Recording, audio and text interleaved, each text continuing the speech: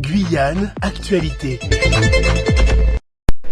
Bonjour à tous et bienvenue sur Radio Pays. Nous sommes donc à l'aéroport où vous avez Monsieur Serville qui vient tout juste d'arriver. Le truc au bon, président, l'UTG, question de la rédaction d'aujourd'hui, la Guyane première. L'UTG et trop de violence vous met un peu sur le grill en disant que vous avez une part de responsabilité dans cette situation très difficile pour nos compatriotes de l'intérieur. Alors, moi, je viens d'avoir une rencontre improvisée avec les salariés UTG de Air Guyane. Je ne suis pas en train de chercher les responsabilités pour le moment. Il y a des personnes qui sont dans une profonde souffrance. Il y a des gens qui s'inquiètent quant à leur avenir professionnel.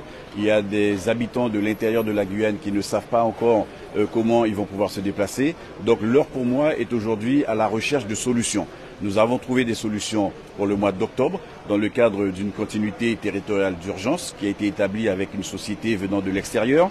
Nous sommes en train de travailler à la terminaison de la rédaction de la DSP d'urgence qui va s'établir entre le mois de novembre et le mois d'avril. Je crois que c'est 7 mois grand maximum. Et en même temps, nous sommes en train de travailler à la rédaction de la DSP définitive. Je crois qu'aujourd'hui, ce dont les Guyanais ont besoin, c'est de solutions et pas de chercher à polémiquer. De toute façon, j'aurai l'occasion en temps et en heure de dire, selon moi, où se situent les différentes responsabilités. Mais je rappelle encore une fois que ce n'est pas ça qui intéresse en priorité les habitants de ce territoire. Cela fait 2 ans et 2 mois que je suis arrivé à la tête de la CTG. Il y a un certain nombre de choses qui auraient dû être réalisées depuis plus de 10 ans qui ne l'ont pas été. Et on prendra le temps simplement de dire où se situent les responsabilités ultérieurement.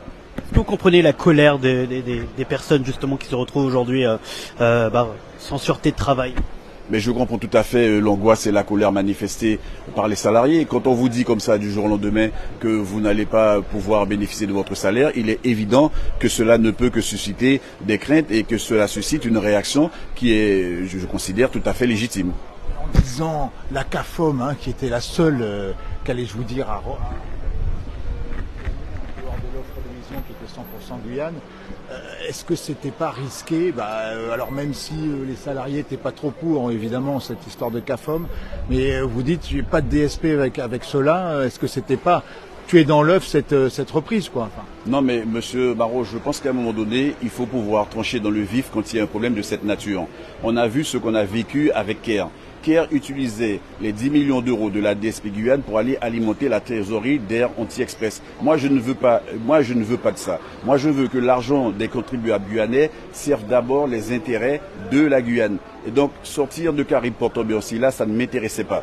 Donc, moi, je considère qu'aujourd'hui, nous sommes face à une difficulté, mais mon rôle de chef de leader, ce n'est pas de me mettre à trembler face à la première difficulté. On va prendre le temps avec les salariés que je vois vendredi de 15h à 17h30 de parler de ce sujet-là. Je vais continuer mes discussions avec la DGAC, avec le ministère des Transports, le ministère des Outre-mer, le cabinet du président de la République et du Premier ministre pour voir comment, à partir de la situation actuelle, on va pouvoir trouver une solution définitive, mais qui aille dans le sens de l'intérêt de la Guyane. Il n'y a que ça qui m'importe et que, bien évidemment, comme je l'ai dit, la société qui va venir faire les rotations nous donne la garantie, ça va figurer noir sur blanc dans la DSP, qu'elle sera en capacité de reprendre les 78 salariés d'Air Guyane.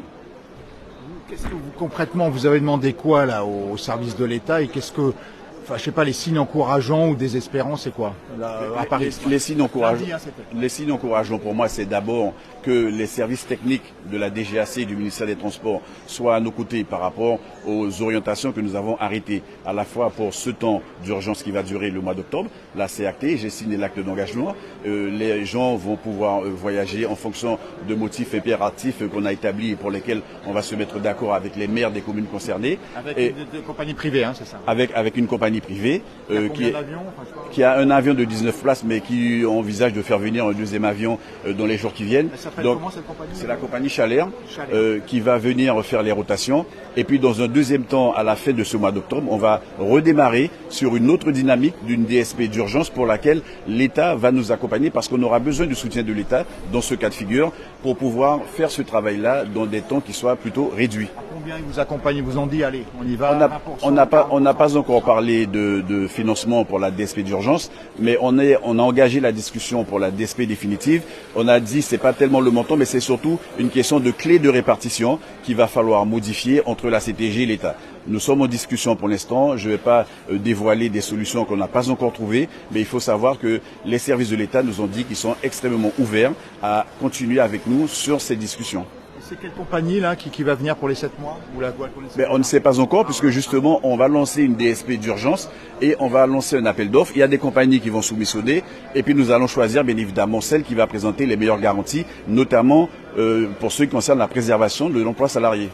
Alors dernière question, Monsieur le Président, vous venez d'arriver, c'est le dossier le plus urgent sur lequel vous allez vous pencher maintenant ? Alors c'est le dossier le plus urgent, mais il faut quand même savoir que j'ai beaucoup parlé d'évolution institutionnelle pendant que j'étais à Paris. Hier soir, j'ai rencontré le président de la République et je lui ai dit que, vu comment il s'adressait aux Corses il n'y a pas très longtemps, en leur donnant un délai pour produire quelque chose, je considère que la Guyane, qui se trouve à 7000 km de Paris, devrait aussi pouvoir bénéficier d'un regard similaire. Le président de la République, il a acté le principe qu'il va falloir tenir une parole forte d'engagement vis-à-vis de la Guyane. Et comme il nous avait déjà invités, il avait invité les exécutifs des régions d'outre-mer qui avaient signé l'appel de Fort-de-France à le rencontrer le 20 octobre. Je pense que ce point-là sera véritablement à l'ordre du jour de nos échanges à cette occasion. Merci beaucoup. Excusez-moi madame, est-ce que je peux vous poser 2 petites questions s'il vous plaît, rapidement? Alors déjà présentez-vous s'il vous plaît. Je suis Arletty Mamoudé. Vous avez une pancarte avec vous qui écrit étape le CTG complice de la liquidation d'Air Guyane. Ce sont des mots forts, notamment envers le président qui vient tout juste d'arriver. Qu'est-ce que justement vous voulez dire avec tout cela? C'est pour qu'ils prennent bien conscience de l'ampleur des dégâts. Là, j'espère, sinon c'est son poste qu'il joue aussi, à travers cette catastrophe à Air Guyane. Tant d'années de travail. Vous sentez que la CTG n'a pas fait le nécessaire? Elle n'a pas fait ce qu'il fallait. Elle n'a pas fait ce qu'il fallait quand il fallait le faire. Et surtout, elle n'est pas venue nous voir pour savoir exactement ce qui s'y passe. Ça fait combien de temps que vous êtes ici à l'aéroport en train d'attendre, Monsieur le Président? Oh, ça fait un moment. On va encore attendre. Parce qu'il est, pour endormir, il sait le faire. Alors, j'aimerais voir qu'est-ce qu'il a à promettre, encore une fois. Mais toujours est-il que c'est ces 70 personnels qui sont sur le tarmac. On ne sait pas comment nous allons manger. Sans compter les habitants des communes. Ils vont se déplacer comment? Vous prenez une société qui a des difficultés avec comment dirais-je, avec la police d'État? Ça veut dire quoi ça? Et nous, on nous remplace comment? Qu'est-ce qu'on va faire? Il était important pour vous d'être là personnellement, pour pouvoir le voir personnellement. Très amer, sincèrement, je vous le dis. Je n'ai pas pour habitude de parler, mais ça fait très très mal de voir autant de travail, autant de personnes qualifiées, montrer leur savoir-faire pendant toutes ces années. Il faut savoir qu'Air Guyane a été créé en 1980. C'est important de voir. Et c'est cyclique, ce qui nous arrive actuellement. Tous les 20 ans. Et tout cela, nous disons, État et CTG complices. Alors maintenant, voyez ce qu'ils ont à faire. Dernière question, le président vient de dire que son dossier le plus urgent c'est celui-ci, et il vient tout juste d'arriver. Est-ce que vous arrivez à le croire quand il dit cela? Ce sera dans les faits. O News Radio sur outremernews.fr.